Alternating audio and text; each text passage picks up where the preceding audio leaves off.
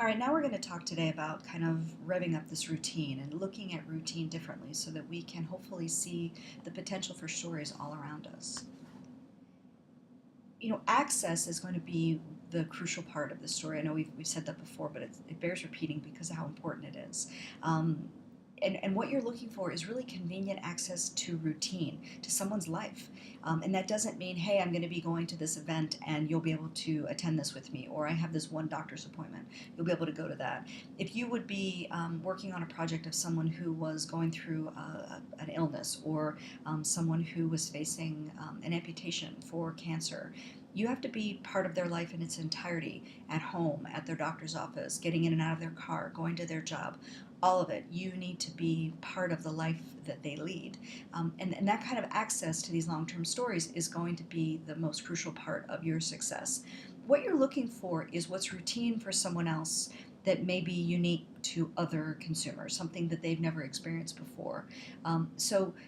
Here's an example of an exercise class. A lot of us may have gone to exercise classes that may feel very routine, but if you went to one that dealt specifically with people with special needs, or there was some other aspect to it that brought a behind the scenes look to an experience that the rest of us don't get, that's the kind of story that we're looking for. So your goal is not necessarily to become an insider from your reporting. We don't want you to do so much research that you understand this subject inside and out. We want you to experience it with the subject.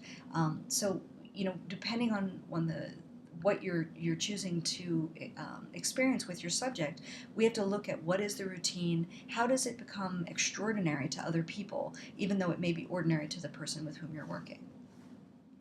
You know, Everyday life really isn't boring.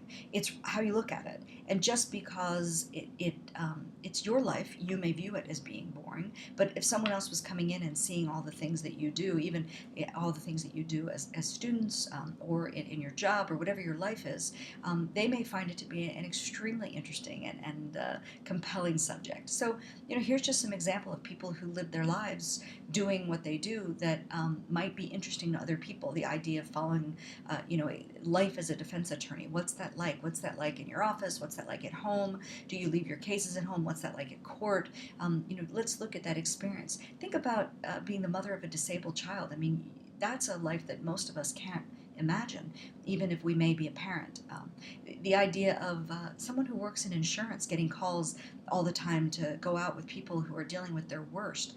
The life of someone who's a short order cook, or think of the life of a restaurant, not even just the person who does the cooking, but I once did a story on a 24-hour restaurant, and I stayed there for 24 hours. So, think about that as an entity that you could be immersing yourself in that life. You can also look to your own life and see what's unique to you. What's your own experience? We've looked at that with John Krakauer and Ted Conover, how they've experienced both climbing Mount Everest and becoming a prison guard. But A.J. Jacobs is another terrific writer you may want to check out, who does kind of immersion pieces. He once lived a year by the Bible, specifically. That was a very interesting book that he wrote, The Year of Living Biblically. Is there some experience that you're having that you think would be extraordinary for other people? I had a student whose mother was going through breast cancer while we were in class together, and my student was taking her mother to her chemo appointments, and dealing with the aftermath of that at home, and trying to balance her life, and to be able to see that through her eyes would have been a very interesting project.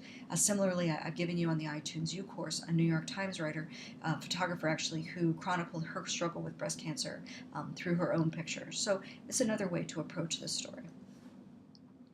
But you need to remember that if you are going with subjects, which I imagine many of you will be, this is a very personal pursuit, and you need to engage them in it. So make sure that you tell them, I'm basically going to be making a movie of your life, or telling a story of your life. I'm going to be running around with you with a camera. I'm going to be showing people nothing but your life. I got to see everything. I got to see your bedroom, and your friends, and your home life, and your job, and the things that make you extraordinary in this story. I'm going to be watching you.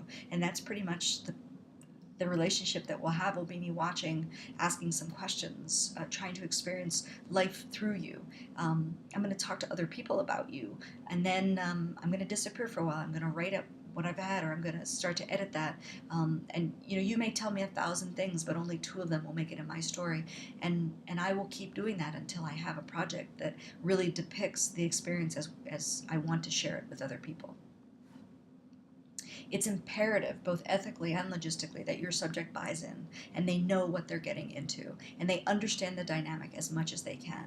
And when you have someone who's willing to engage as much as you need them to, now you're on your way to a true immersive story.